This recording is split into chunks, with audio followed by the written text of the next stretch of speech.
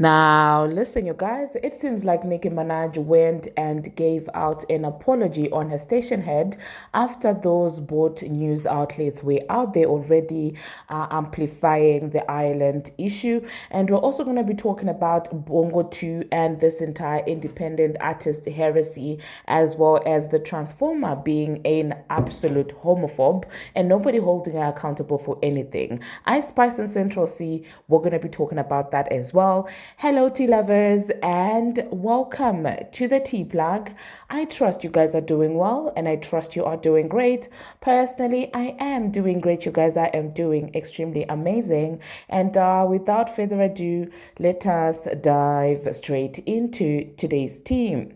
So first of all, let us talk about Nicki Minaj and Ireland, okay? Now, you guys do know that, well, Nicki Minaj recently went to Ireland where she performed, and it seems like, well, she was late to the show, and some fans really were not here for it. Some fans were complaining. Some fans felt like they had been, ripped off, by this entire situation. And of course, you guys, know that when something like this happens, there are those true genuine fans that will complain in a way that is befitting, the situation. And then when people see that there are fans that are complaining, they will then hijack that entire movement and make it seem like it's bigger than it already is, than it already is, okay? Because some of the fans were out there now claiming refans, saying that, oh my God, she should refund us, she's disrespectful, she's that, and stuff like that. And that kind of took me back, you guys, to that time when Ireland also, Dublin was also caught in that entire situation where they started chanting the Transformers name in spite of Nicki Minaj. So I'm like, what is happening with Ireland? What is happening with the Dublin Barbz? What exactly is the problem, okay? Because I understand that you might want to complain and things like that, but the extremes that the thing, this entire complaining situation is going, I'm kind of beginning to think that there are some people who have infiltrated the fan base, and are acting as Barbz when, maybe if you actually dig deep into that, none of those people actually even attended, okay? You remember when I told you that, one of my friends actually attended that Gig City Dublin, and they came back saying that, oh my God, it was such a beautiful performance. We had the time of our life. And they had all these nice things to say about, the show. So I was shocked yesterday. This girl called me and she was like, oh my God, I cannot believe we were stolen from. We didn't get the value of our money. And I'm like, girl, where's that coming from? Because the last time that we spoke, you were telling me you couldn't stop talking about Gig City. You couldn't stop saying that, well, it was an amazing show. So what happened all of a sudden? Did you just wake up and realize that, no, actually, I didn't have fun? Like, make it make sense. And then I was like, nah, it seems to me like you're just joining a bandwagon of people that you're not even sure of, their allegiance. You don't even know if these people are Barbz, these people that are ranting on the internet. You don't even know if they had actually attended the same show, because the switch up really is not making any sense. She had to call me later and she was like, you know what, I think, it's just the pressure, on the internet. I'm like, girl, so this is what I'm getting, because honestly, yeah, how these people are behaving to a certain extent, I'm inclined to believe that some of them are anti-Nicki Minaj, people that are amplifying this situation out of proportion. And of course, paid media is always at the forefront of things like that. You have your TMZs, yeah, they're actually writing articles about that. And I'm just like, out of all these over 50 shows, you only decide to write when something like that happens. Like, you didn't have any sort of coverage for any of Nicki Minaj's shows, none whatsoever, okay? Especially when it comes to TMZ, nothing, okay? And this is the only time that they decide to pop out, amplifying this entire situation. And all this is getting amplified now that Bongo 2's, album is out there flopping, and Nicki Minaj has, gone way past it on iTunes, regardless of Nicki Minaj's release being from last year. The timing for me is really making me suspicious, okay? But that being said, you guys, it seems like Nicki Minaj still decided to go ahead and apologize on Stationhead.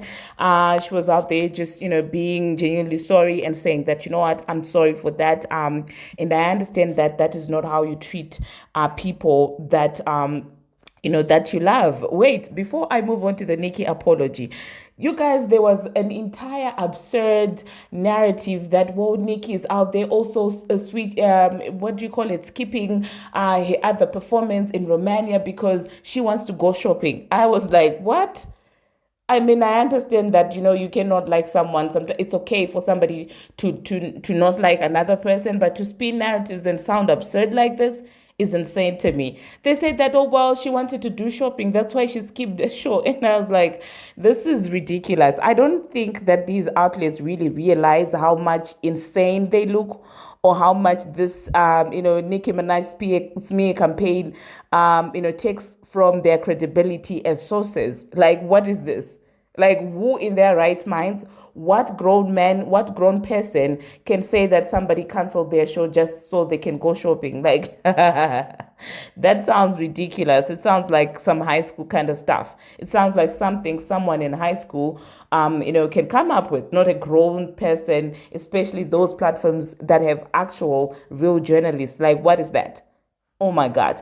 Anyway, so Nicki Minaj said, I struggle with time, not by choice, and I'm going to try to improve because I do not think that's how you treat people who you love and that you care about. Okay. And so basically she's saying, I apologize, Dublin. So if we have any island Barbz here that feel some type of way, about this entire show, she is apologizing. Okay, she's taking accountability and she's apologizing.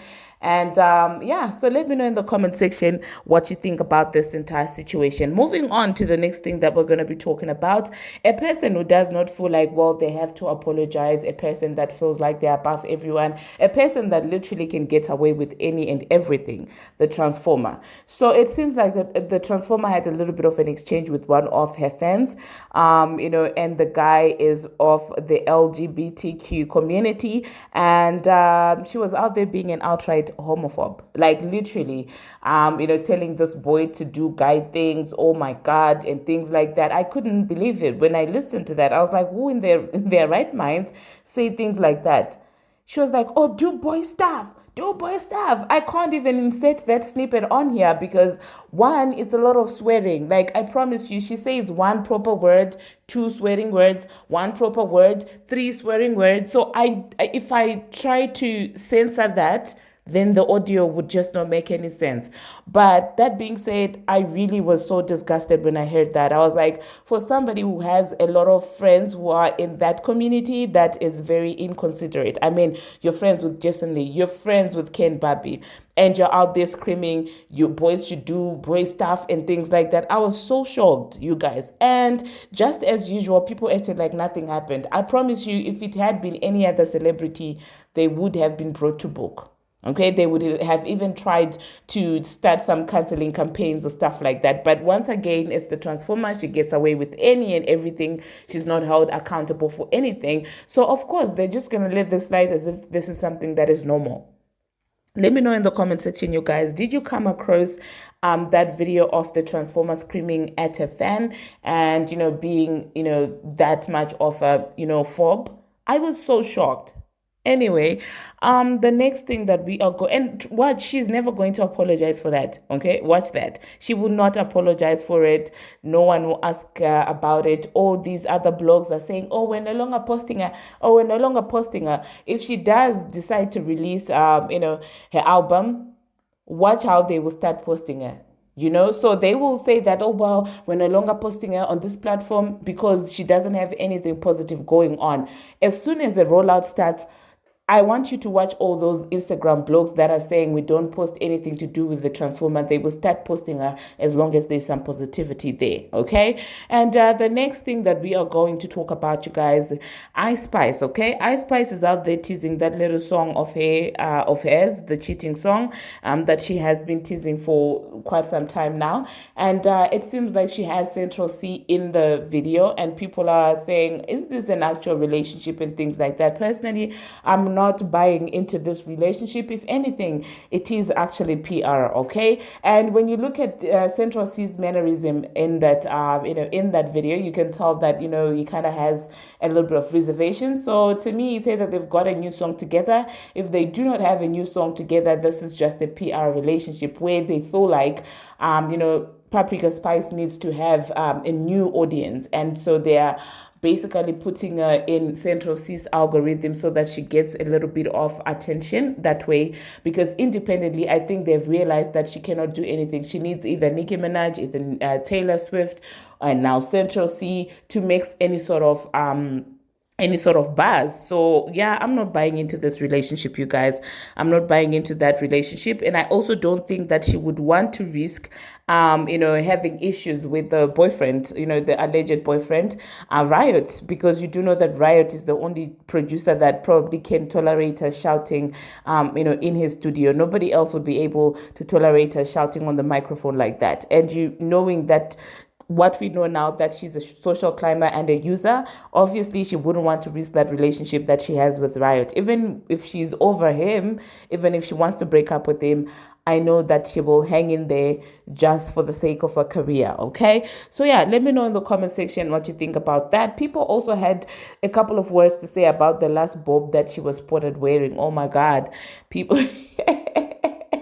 It was a black bob. Oh my God, with little bangs. I'm like, where are you getting these wigs, Icy? Like, who is giving you these wigs? Whoever is giving her these wigs, honestly, what is this? Okay, but I have to commend them because they are staying true to her color. If it's a stiff blonde bob wig, it will be still that color of hers. If it's curly, it will be the same color. If it's the fro, it's the same color. So when it comes to that, shout out to them for staying on color. And the next thing that we are going to talk about, you guys, we're going to talk about Taraji P. Henson. So Taraji P. Henson was recently spotted, taking a picture with Maraj, Nicki Minaj's mom.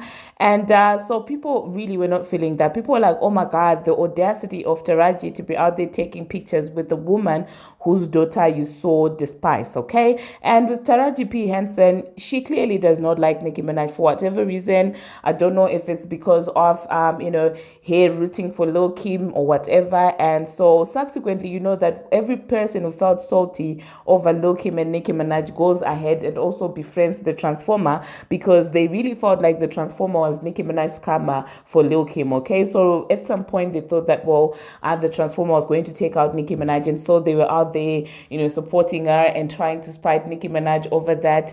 And now they just look very slow and stupid.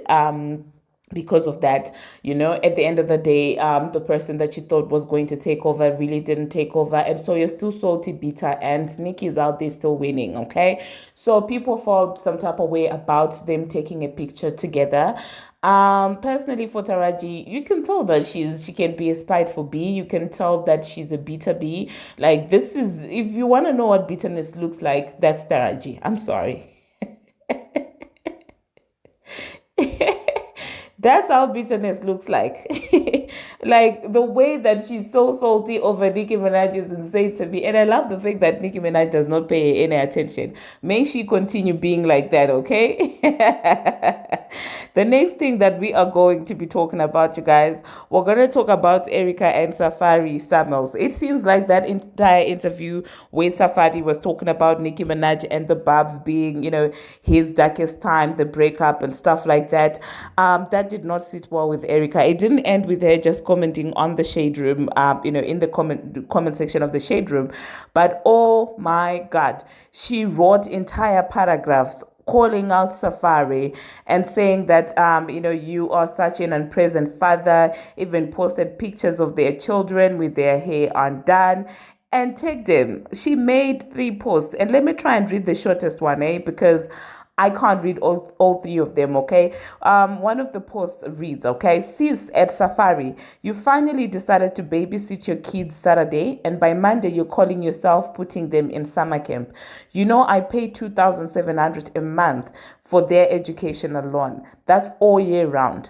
You know how I'm about keeping their mind stimulated.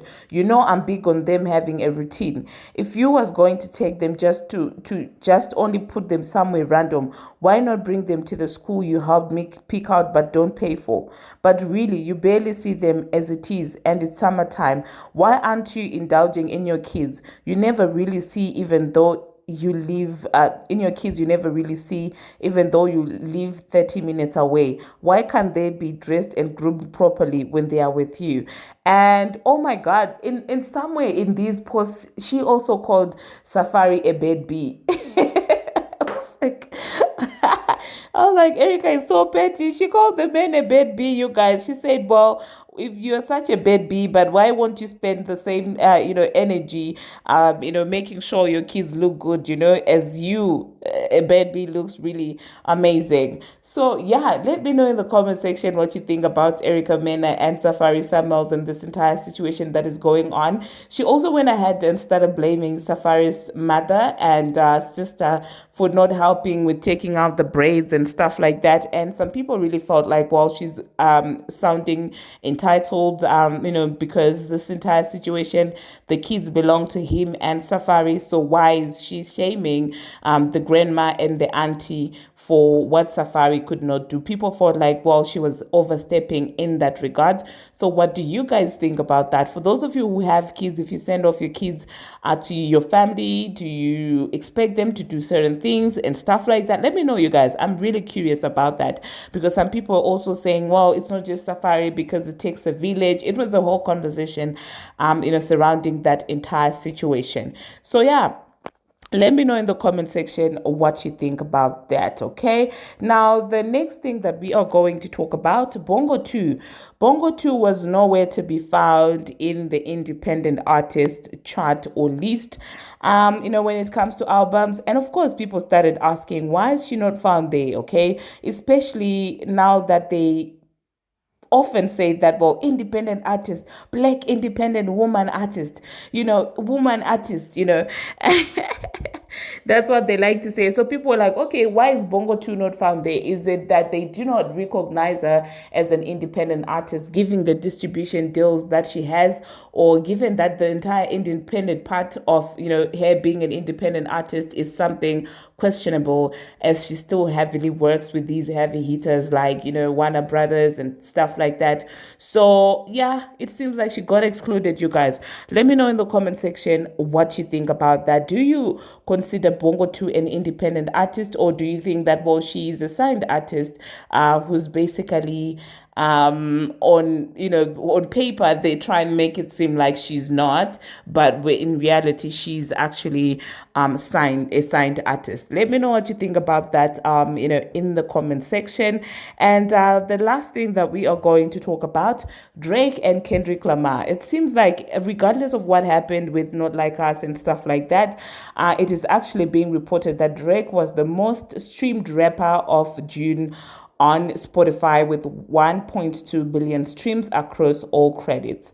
And that's him keeping his record of being the most streamed rapper every month so far this year. Of course, that would raise questions on, is internet a reality, or is it just a platform where we lie to each other about who's popping and who's not popping? Because oftentimes, if you see the way people are going around acting like, he's done for, his career is done, he's been ended. I understand that he lost a rap beef, and I will not take that away from Kendrick. Of course, Kendrick really lined up that guy, if we're gonna be honest, okay? But in as far as careers are concerned, do I think that Kendrick's career, when it comes to the business side of things, or like the popularity side of things, do I think that Kendrick is going to overtake Drake? I don't think so. Okay, I really don't think so. I feel like after Not Like Us is over, we're gonna go back to how things were, and how things were. Drake was more popular, Drake sold more, Drake, I don't know whether it was payola or what, but like Drake was still more popular. So I do feel like after the hype of Not Like Us dies down, we're gonna go back, we're gonna restore back to factory settings, okay? So I'm not really surprised that, well, Drake would be out there doing better on these streaming platforms as compared to Kendrick Lamar, okay? Thank you very much, you guys, for watching, and thank you very much for making it this far. If you haven't already, what are you waiting for? Smash that subscribe button and do turn on the notification bell so that you will be notified each and every time that I post. I post each and every single day, and I keep you updated on what is happening in the celebrity world on Instagram, on Twitter, and about all things trending. Until my next one, see you.